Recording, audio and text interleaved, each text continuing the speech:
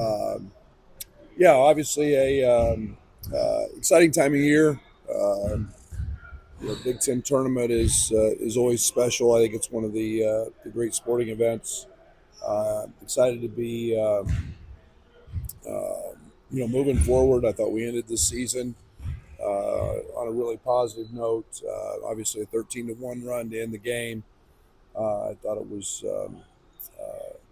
very fitting that we had good balance. We got some stops when we needed to. Things that you have to do to win games in postseason, and I thought that it was nice to get going, make some shots in the second half, and I thought really be very efficient on the offensive side with a lot of layups, a lot of cuts, and that's all opened up because of our ability to shoot the three. So don't know our opponent. Obviously, going to get a team that shoots the ball very well, that relies a lot on jump shots. Both these teams are very, very capable of putting some baskets together from the perimeter. So we'll see what that looks like and start preparing tonight after the outcome. You're hoping for 4 games in 4 days. What can Morez Johnson give you in that kind of stretch? Minutes, yeah, physicality, athleticism. I think we all have to understand he hasn't played a month. So there's some he's a freshman. There's some limitations I think to we're not just throwing him back in the starting lineup. So we'll see how he progresses. He's been great in practice. He's impacted practice a great deal, and I know his rebounding and his defense will be needed sometimes at some point throughout this postseason. Is there anything about his style of play that makes it easier to acclimate? Like he's not a high usage guy. He kind of brings the same thing all the time. Is it easier to acclimate a guy? Yeah, like guard, rebound, and run. Again, we were playing a lot of those bigs. He and Tommy and Ben a lot together. We're not doing that as much. That's not to say we won't get back to that. But I think the one thing through all the 11 games missed by starters in league play is that we've been able to adapt to different styles of play and play different ways. So excited to have him back. We missed him. He's athletic. He's a rebounding machine. So that piece will be very welcome. Will Riley's played really well down the stretch. What do you feel like was the turning point with him? I don't know if there was this. Maybe the Michigan State game. If you want to have a half, and then he got sick. But I think it's just growth. I think it's the natural maturation with freshmen that play, and then he got a little confidence, and now he's just blossomed. He's as confident as any player I've seen. He's just he's a focal point of what we do. He's a focal point of what opponents are trying to stop, and he's turned into a heck of a player. But maybe it was that point. It just took him some time, and I think he's more comfortable on the defensive side, obviously, than he was early. Just the way you finished the season give you confidence that you're finding the consistency you need to string together those 4 wins and win this tournament? I think that there's a lot of value in that. I think there's a lot of value in finding ways to win games different. We won a lot of league games by big margins. It's nice to win a close one and have to make plays, and it's nice to become a little more settled on go-to guys and how we're doing things, and all those things play into winning in the postseason. And and then I thought we got stops, and those are all things you have to do at the end of a game in postseason when they're all close. Just a couple more on Morez. Is there any minute restriction, or is that conditioning based for him? Conditioning based, and he's been working really hard at the conditioning piece. We did a lot of up and down early in the week, and he needed oxygen. So he'll be back and he'll be fine. And the good thing about postseason, long media timeouts, so you get a chance to really catch your breath. And then with the timeline for him, you had thrown out the Big Ten idea, the tournament idea, I think in New York. You brought up. Was this always about the window, or did that develop? This was all doctors.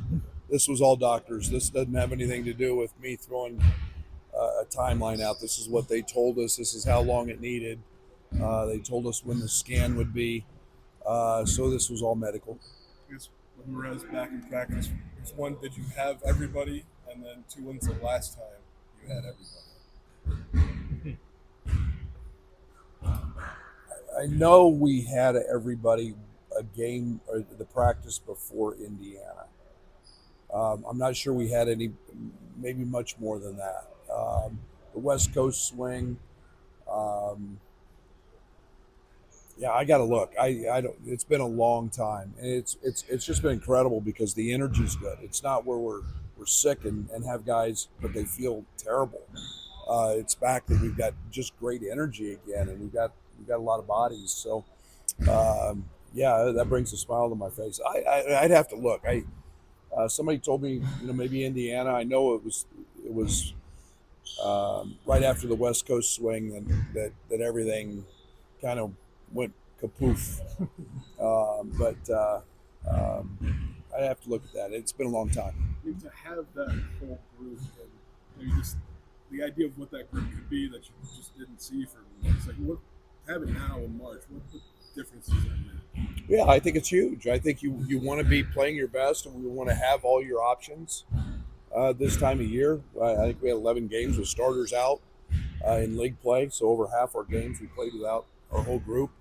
That's unfortunate, but I know we're really, really good when we have them all, and that doesn't mean anything now. It means we've got to compete, we've got to play hard, and we've got to be able to utilize all those guys. But it's nice to have the option as a coach. You've got all your weapons. Draven is the only guy back in the team that made a run last year. Ty was on that team, obviously. Yep. Is there anything they can talk to the guys about what to expect? Yeah, they've done that a lot. Talking about the consistency of showing up every day, that there's good moments, there's bad moments. You want to win in multiple days. You're going to have ups and downs as a player. You're going to have ups and downs as a team, and you have to withstand that. And you do that with your effort and your togetherness. And so those guys have been a big help with all that, along with Keaton and RJ. And those guys are valuable pieces from leadership as well. Brad, you all three of your guys that won all Big Ten honors or international first-year players. What's the significance of that for you? Well, it makes me feel good that we're recruiting good players. That we know that they all succeeded. I don't think you ever envisioned that there'd be. I still consider Tommy a freshman, even though the NCAA gave him a label as a sophomore. But the young guys grasp it. They caught on. They had success. They found success. I think that's great for us in the future. That we're going to play young guys. That young guys can come in here and impact our program at a very high level. And I think it's a tribute to our staff. I think it's Adam Fletcher, our nutrition people, that they've put 20 pounds on Will Riley. That Tommy's got abs now. That that KJ's healthy. Came in with tremendous tendonitis and didn't do anything in the fall. And so I think it's just a tribute to everybody involved that those guys were able to achieve at a high level. And for future recruits out there, it's a pretty positive thing that we've got a lot of good things in place. To dovetail off of those things, Brad, like you saw last year with Draven, just have him look more confident in March and pop up and really make a difference. Do you look down your bench this year, whether it's a Jake Davis or a Draven again, or something that can happen?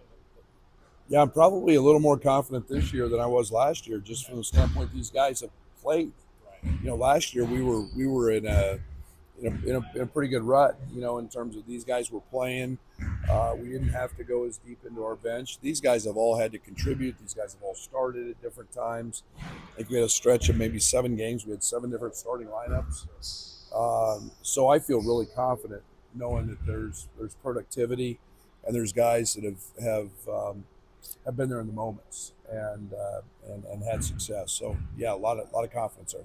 Is it tougher as a 7 seed compared to last year? What's your thoughts on 4 games in 4 days? If you can name the favorite in this tournament, let me know. Izzo and I were talking the other day. I don't think there's a favorite. Good luck. We've proven that in league, that anybody can beat anybody. I mean, Michigan State lost to Southern Cal. We got upset. We lost to Nebraska, didn't happen to make it, and they're a very good team. So I don't know how you pick a favorite. I think picking the team that gets hot. I think you find a team that is, gets a break or two, and they could be the champion. I'm curious if Will talked about his growth defensively. If you expected the kind of arc defensively that he's been on this year, obviously he's got the length and the size, but did you think he'd maybe pick up on it like he has? Well, I think we expected some struggles, being that he was 174 pounds when he got here. But the fact that he's 196 now, and then Will's really competitive. Will's got an ultra competitive streak, so we knew he would get better. And he's exceeded all that. He's done everything that we've asked. He's worked at it. Will likes to win, and that's an area that he's worked extremely hard at getting better at, both guarding the ball and off the ball, and really pleased with his growth. KJ brought up Kylan not being on the all-defensive team. I remember a similar conversation we had with Trent and Coleman. I'm curious if you had any thoughts on that. Yeah, it's a joke. It's really frustrating. Everybody values different things defensively. We're one of the worst teams in the country at forcing turnovers. We've always been that. So they like guards who get steals. They like bigs who block shots.